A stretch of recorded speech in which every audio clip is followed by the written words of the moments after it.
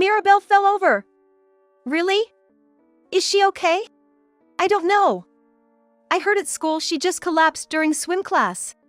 My daughter, Mirabelle, had suffered from hyperventilation during her swimming lesson and was rushed to the hospital. When I arrived at the hospital, Mirabelle was sound asleep. Seeing her peaceful face, I felt a sigh of relief. Susie! How is Mirabelle? Is she all right? My husband, Sean, had rushed over after hearing the news. She's just settled down and sleeping now. Don't worry, the doctor replied, but his expression was somehow grim. Doctor, please tell me straight. As I urged him, almost scolding, the doctor seemed to make up his mind and asked, "What's your daughter's relationship like with her grandparents?" What do you mean by that? I'm asking if she gets along well with her grandparents, the doctor reiterated. Taken aback by the sudden question, I was at a loss for words. Hey, stop insulting my folks, Sean said, trembling with anger. I could see the veins on his forehead, signaling his rising anger. What's wrong with you? I was surprised at my usually stoic husband's emotional display. Well then, I'll tell you. The shocking truth that the doctor revealed made me realize my powerlessness as a mother. My name is Susie Nathaniel, a 42-year-old office worker. Currently, I live with my husband Sean, our elementary school daughter Mirabelle, and my in-laws, making us a family of 5. We used to live separately from my in-laws. However, my job pays well but often requires me to work late, especially during busy periods. Sean, being in a managerial position, often prioritizes his job as well. Sean, who was raised by education-focused parents, has always been career-driven, constantly pursuing greater heights. Even after coming home, he would bring work home, a real workaholic. Consequently, both Sean and I often made Mirabelle feel lonely. Having enough income is good, but this way, Mirabelle is suffering. I said with a sigh during one of our discussions, to which Sean proposed an idea. If you're okay with it, Susie, why don't we live with my parents? They've been asking us to do so for a while now. Sean's father, Anthony, was a long-time employee at a major corporation. And his mother, Emily, was an educator at a prestigious middle school until Sean was born. But Anthony retired early due to a worsening chronic illness. And Emily, after quitting her teaching job, had been supporting the family as a homemaker and recently started part-time work. We, the couple, had been sending a fixed amount of money to my in-laws every month. I was thinking about renovating our family home into a duplex too. Seems like the perfect opportunity. Yeah, living in a house with a yard would be better for Mirabelle than our current apartment. She can have more freedom. Mirabelle's school would be better surrounded by nature than in the city. Every night, after Mirabelle went to bed, we continued our discussions and then reported our decision to my mother-in-law over the phone. So, that's the plan. Is that okay with you? We're more than happy to have you. In fact, we've been hoping you'd ask. I'm glad to hear that, Emily. It's a relief. Thus, our two-family cohabitation proceeded at a brisk pace. We renovated the in-laws' house, making the first floor for them and the second floor for our family. We generally didn't enter each other's spaces, but we made sure we could always reach each other by not installing locks on the doors. Even if my husband Sean and I come home late from work, Mirabelle dines with her grandparents on the first floor, so she won't feel lonely anymore. Still, every morning when I leave for work, I can't help but feel a bit guilty towards my in-laws. Emily, thank you for looking after Mirabelle. While Sean and I are at work, my in-laws always help Mirabelle with her studies. It's no big deal. That's right, Susie. Mirabelle is our beloved granddaughter, too. Don't worry about it. Anthony said, laughing heartily. Mirabelle, be a good girl and listen to your grandparents, okay? Okay, I got it. Then, Emily, Anthony, please look after Mirabelle. Having such reliable in-laws, I felt more at ease to focus on my work than ever before. 3 months after we started living together, I came home early from work one day and found Mirabelle crying and hugging me. What's wrong, Mirabelle? Why are you crying? Mirabelle clung to me without lifting her face. Emily came after Mirabelle and said, Mirabelle seems really happy to see you, trying to stroke her head. But Mirabelle shook her head vigorously, showing she didn't like it. Emily smiled sadly. Mirabelle, that's not good. You always get help from your grandma with your studies. Don't show such an attitude, it's not nice to your grandma. It's probably just a phase where she wants to be more with her parents, right, Mirabel? I'm sorry, Emily. It's okay, I'm not bothered by it. Emily continued to smile gently. Mirabel was working hard on her studies just now. Such a smart girl. When Emily tried to stroke her head again, Mirabel shook her head vigorously in refusal. Mirabel. Mom's gonna get mad. Say sorry to Grandma, okay? When I scolded her, Mirabel reluctantly turned her face to Emily and apologized in a trembling voice. Sorry, Grandma. Mirabel usually seemed very fond of her grandparents, so I didn't think much of it, assuming she just didn't want to study. I'm sorry too, Mirabel. Emily said, with what seemed like tears in her eyes, but quickly laughed it off saying, I think I got something in my eye. As time passed, I noticed something was off not only with Emily but also with Mirabel. Even before we moved in with my in-laws, Mirabel often played alone, but she had never clung to me crying like that before. Yet, she showed such an attitude towards her kind and affectionate grandma. Maybe Mirabel is struggling with something we adults can't understand. Just before bedtime, I discussed it with Sean. If I cut back on work, I could spend more time with Mirabel, and she wouldn't feel so lonely. What's with this all of a sudden? We've talked about this many times. Mom and Dad are looking after her, so it's fine. But even if Emily and Anthony are great, they can't replace a mother. Are you saying you can't rely on them? Sean frowned at me. A look I often saw when he was displeased. That's not what I'm saying, just. Anyway, let's leave Mirabel's care to Mom and Dad. Saying that, Sean turned his back to me as if it was too bothersome to continue and fell asleep. When winter came, my busy work schedule finally slowed down. I'll do the dishes, Emily. You rest. Oh, really? Aren't you tired from work? It's relatively calm now, so I can do laundry and cleaning on my days off. Really? Well, I'll take you up on that and watch some TV. I decided to devote myself to housework, making up for lost time. Sean seemed as busy as ever with his work. Susie's working hard. I'll take care of Mirabel's homework. Are you sure? Aren't you tired? I thought Sean was trying to be helpful, seeing me busy around the house. Leave it to me. Parent-child communication is important. Saying that, Sean puffed out his chest. Mirabel, can you help out Dad? I called out, and Mirabel went to the garage, led by Sean's hand. I smiled, imagining the charming scene of father and daughter. However, I was surprised when Mirabel came out of the garage. Mirabel, is your face a bit red? Her face seemed unusually flushed. Mirabel, looking up at Sean, kept her mouth shut and didn't answer. What's wrong, Mirabel? Why are you quiet? She probably helped out too hard and got tired. Her head's probably all fuzzy. Sean answered for her. Are you really okay? I kept asking, worried, but each time Mirabel just glanced at Sean's face and nodded, yeah, I'm fine. From that day on, Sean started to bathe Mirabel almost every day, no matter how busy he was with work. However, each time after the bath, Mirabel's face seemed unusually red. Could she be sick? Maybe we should take her to the doctor. That's an overreaction. Mirabel is fine, right? You don't feel any pain, do you? Yeah, I'm fine. See, Susie, you worry too much. Sean said, dismissing my concerns about our daughter with a laugh. At that time, I still hadn't realized the extent of my daughter's suffering. Time went on, and the next summer came.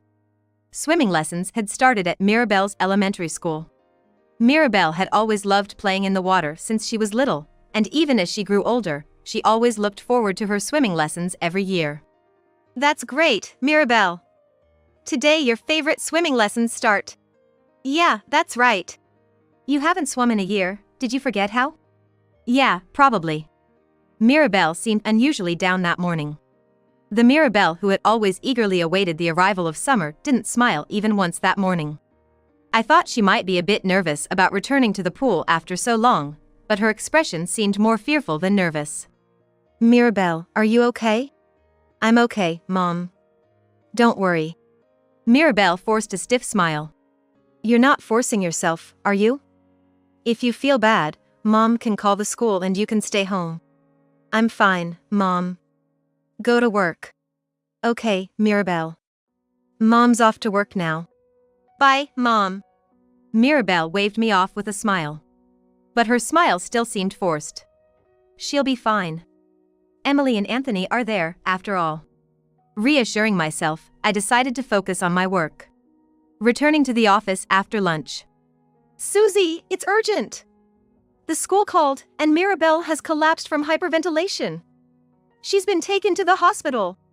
My colleague rushed up to me with alarming news. What? Mirabelle has. Go to her quickly. Momentarily paralyzed by shock, I was spurred into action by my boss's encouragement and hurried to the hospital in a taxi. On my way, I contacted Sean. Mirabelle has collapsed.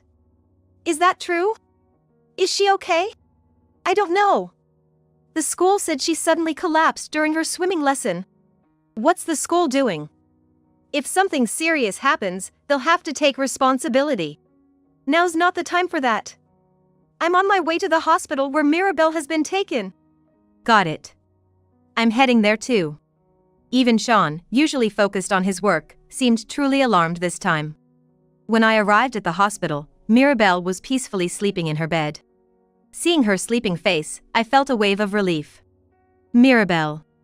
I felt dizzy, as if the tension that had been holding me together snapped. Hang in there. Supported by a doctor standing nearby, I managed not to fall. Susie! How's Mirabelle? You. Mirabelle is. I tried to answer, but my words were tangled. She's just settled down and sleeping now. Don't worry, the doctor calmly replied. Doctor, thank you so much. I said, tears of relief streaming down as I bowed to the doctor. However, the doctor didn't show a smile. Instead, he looked seriously concerned. Doctor, what is it? Well, actually. The doctor seemed hesitant to speak. Please, tell me clearly. A fear that something serious might have been found in Mirabelle gripped me. How is your daughter's relationship with her grandparents on a daily basis? The doctor asked carefully. What do you mean by that? I couldn't immediately grasp the intent behind his roundabout question. I'm asking if she gets along well with her grandparents. We get along fine. But why do you ask? I understood the question but couldn't comprehend why the doctor would be interested in that. What could possibly be going on between Mirabelle and her grandparents? A nameless fear was rising in me. As I struggled to respond, Sean, who was behind me, tremblingly said, Hey, what are you trying to say? I could see the anger building in him from the veins on his forehead. What's wrong, Sean? I felt something unusual in Sean's behavior, as he rarely showed his emotions like this. Stop insulting my parents! I'm not trying to insult anyone. I just want to confirm the facts. The doctor replied, trying to calm an infuriated Sean who was about to lash out. My parents care about Mirabelle a lot. Stop making baseless accusations. If you insult my parents anymore, I'll sue you. Sean, calm down a bit. How can I be calm when my parents are being insulted? Doctor, what was the purpose of your earlier question?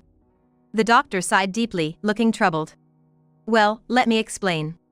He then detailed the circumstances of Mirabelle's arrival at the hospital. She had suddenly experienced hyperventilation while getting ready for her swimming lesson and was brought in by an ambulance. I knew this much from what the school had told me. But the problem was what happened after that. When Mirabelle arrived at the hospital, despite her erratic breathing, she seemed desperate to say something. While the doctor was treating her, he leaned in to listen as she repeatedly apologized, Sorry, Grandma. Sorry, Grandpa, in a semi-conscious state. It's highly unusual for a child to apologize to her grandparents like this in such a distressing situation. It suggests a significant experience. What exactly has been going on between your daughter and her grandparents? I was taken aback by such a sudden question. It was completely unexpected to me. Doctor, I don't understand what you're trying to say. My question was directed not at the doctor but at Sean, who seemed even less composed than I was. What's with that look? Sean, do you know something? His odd behavior made me certain that he was hiding something. I don't know anything. This doctor is talking nonsense. There's no way my parents would do anything terrible to Mirabelle. Sean, who had been angry just moments ago, suddenly burst into laughter. As if trying to hide something from me. It's not nonsense. I'm just stating the facts. Moreover, I have never said that your parents did something terrible to your daughter. Alright, I'll be clear. I believe there's a possibility that your daughter has been suffering at the hands of her grandparents. That's why I've already contacted Child Protective Services. Don't do such things on your own. As a doctor, it's my duty to contact relevant authorities if there's any suspicion. The doctor stood firm in his response. Mirabelle woke up, perhaps disturbed by the adults' heated discussion. Mom? Mirabelle, you're awake. Good. I rushed to her and hugged her tightly as she sat up. You can take her home today, the doctor said, to which Sean responded, of course. I can't leave her with this nonsense, doctor. Let's go home, Mirabelle. He grabbed Mirabelle's hand, trying to make her walk forcefully. Don't touch her. Without thinking, I pulled Mirabelle's hand away from Sean. A tense atmosphere developed between Sean and me, but my primary concern at that moment was for Mirabelle's well-being. In the taxi on the way home, Sean continued to grumble, that doctor is just lying, trying to make my parents look bad. I couldn't take his words seriously and remained silent. What's wrong? Do you suspect my parents too? It's not that, but… Mirabelle! Grandma and Grandpa didn't do anything bad to you, right? No. They didn't. See? Mirabelle says nothing bad happened to her. That doctor was just talking nonsense. I could tell that Mirabelle's response wasn't voluntary. She was clearly coerced by Sean's domineering attitude. Seeing Mirabelle's frightened face, I began to wonder what might have happened between her and my in-laws. Something terrible and frightening must have happened to Mirabelle, something she couldn't even tell me about, something serious. Enough for the doctor to contact Child Protective Services. But confronting them directly would only lead to denial. And there was no proof of any mistreatment by the grandparents. Hey, are you listening? Startled by Sean's shout, I snapped back to reality. Sorry, did you say something? Don't make me repeat myself. If the people from Child Protective Services come, don't let them in. Why not? If there's nothing to hide, why not let them in and show them there's nothing wrong? I argued, though I knew it was futile. What about the rumors in the neighborhood? Think about how it'll affect my career. Sean had always been on a smooth path as an elite, from childhood to his professional life, without ever experiencing failure. He is a man of great pride, is probably more afraid of getting a bad reputation than anything else. Is that pride something he must protect more than his daughter? Lost in thought, my gaze fell on the taxi's dashboard camera. That's it. I remembered something I had forgotten to tell Sean and my in-laws. The next day, I pretended everything was normal with them, submitted a leave request at work, and spent some time at a friend's house. I waited near Mirabelle's school until she finished for the day. Mirabelle! Over here! Mirabelle looked surprised but also somewhat relieved to see me. Mom, what's happening? I'll explain later. For now, let's catch a flight together. We then took a bus to the airport and flew to my hometown, where my parents lived. That night and into the early morning, Sean called me repeatedly. Eventually, finding it too annoying, I reluctantly answered the phone. What's this about? Where have you taken Mirabelle? To a safe place, out of your reach. What? Don't joke around. Just come back and explain properly. I have no intention of coming back. An explanation over the phone is enough. Then at least return Mirabelle to us. Sean's voice was raging through the phone. I calmly replied, I refuse. Why not? What are you saying we did to her? If you don't remember, I'll tell you. You guys were repeatedly doing things that Mirabelle didn't like every day. My suppressed anger exploded. I explained to Sean the sequence of events leading up to this point. On the way back from the hospital, I remembered that I had installed a camera in the living room on the first floor for monitoring purposes. This camera, set up to watch over my elderly in-laws and Mirabelle, sends alerts to my phone if anything unusual happens. It was set up in the in-laws' living space on the first floor, where Mirabelle could freely come and go when Sean and I were not home. It was soon after we started living together. Emily began forcing Mirabelle to do dishes and clean. At first, I thought it was just her way of teaching her granddaughter housework, but Emily never instructed her. Instead, she and Anthony just watched Mirabel work. Mirabel completed her tasks without a word of complaint. But then, after finishing, Emily stopped Mirabel from returning upstairs, saying in a strangely sad voice, "Next, please clean the bathroom." "But I have homework." "I'm sorry, but please do as you're told. If you can't, we can't let you stay in this house. So please, do as you're told, okay? It's for your own good." With that, Emily grabbed Mirabel's wrist, trying to drag her outside. "Please, just listen, Mirabel." The surveillance camera, despite some static, captured audio clearly, including Emily's voice. Strangely, she sounded sad while giving orders. "Grandpa, help me." Anthony did nothing to intervene, just quietly watched the situation unfold. This unbelievable reality unfolding in the footage left me speechless. The abuse from my in-laws towards Mirabel appeared to continue almost daily when I wasn't home. I couldn't believe my in-laws were doing such things behind my back. I couldn't believe that. I told Sean about the abuse but didn't mention the surveillance camera. Misunderstanding, Sean angrily retorted, "Mirabel. After all the discipline we gave her, she talked? Wasn't it enough? So, you were the root of all this?" "What? I only mentioned the grandparents' behavior, not that you were involved."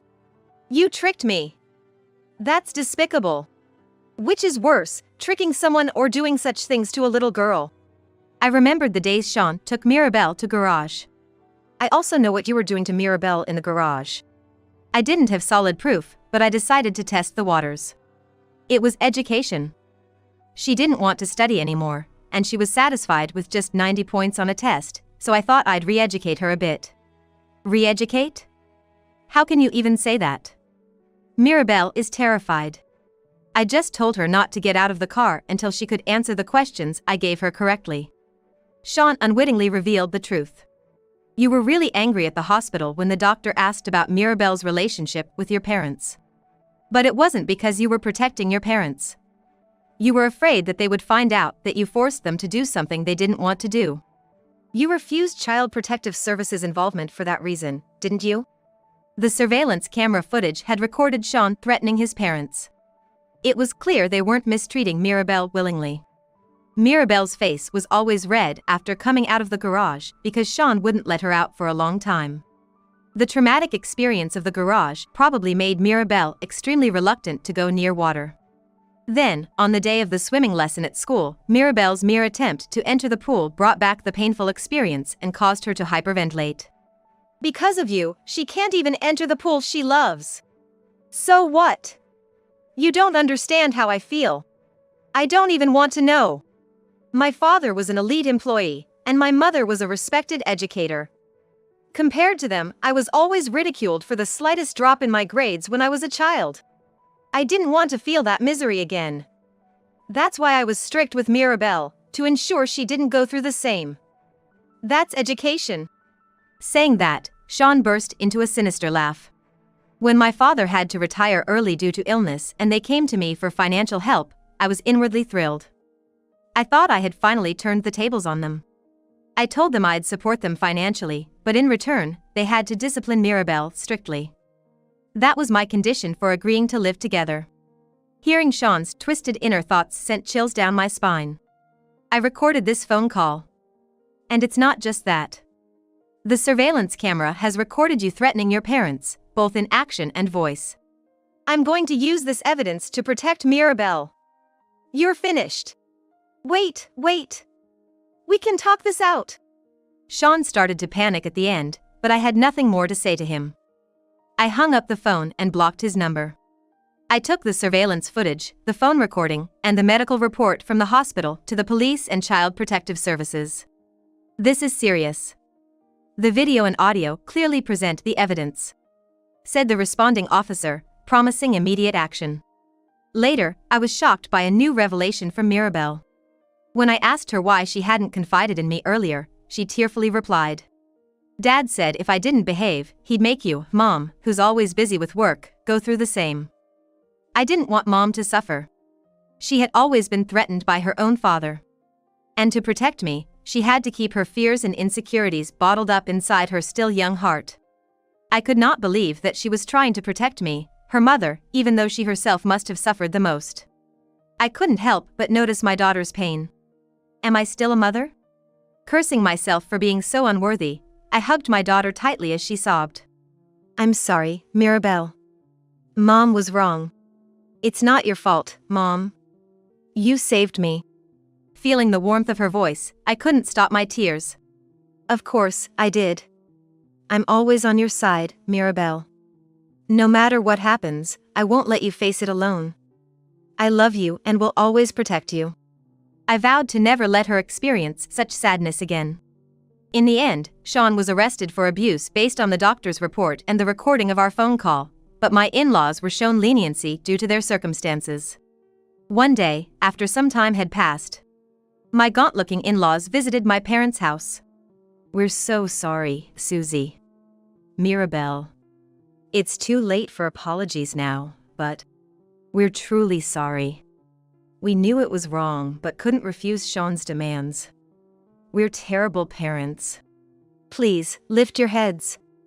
Dad, Mom. The surveillance footage shows you were forced by Sean to do those things to Mirabelle. Honestly, I had feelings of blaming them. But blaming them wouldn't change anything. Perhaps sensing my feelings, Anthony kneeled. Despite his painful legs, twisting his face as he bent down. Even if we were coerced, what we did to our dear granddaughter can't be undone. We're not looking for forgiveness. We just wanted to apologize to you and Mirabelle. Maybe we just wanted to ease our own guilt. Mirabelle ran up and gently stroked their backs. Grandpa, Grandma. I'm not angry. Thank you for tutoring me. Their tears fell, and they couldn't look up at their granddaughter. As if saying they didn't deserve to face her. Mirabelle told them, you can come to see us anytime, but they never showed up again. 5 years have passed, and Mirabelle is now a middle schooler. She and I are living under the watchful eyes of my parents. I've explained the situation to my company and switched to mostly remote work. If Sean shows up, the local police will handle it, but I still can't shake off the anxiety. I've attended self-defense seminars and stocked up on security gadgets, fortifying our home's defenses. I'm vigilant about Mirabelle's safety, always accompanying her to and from school. She's gradually regaining her smile. Recently, she's taken to helping my dad with his gardening hobby. Grandpa, look at this huge potato we harvested. Wow, that's a big one. Mirabelle, how about making stew with Mom tonight? Okay, let's do that. My parents seem rejuvenated, both in spirit and appearance, since living with Mirabelle. Just as she tried to protect me, I'm now determined to protect her with all my might. I thought as I gazed at Mirabelle's carefree smile.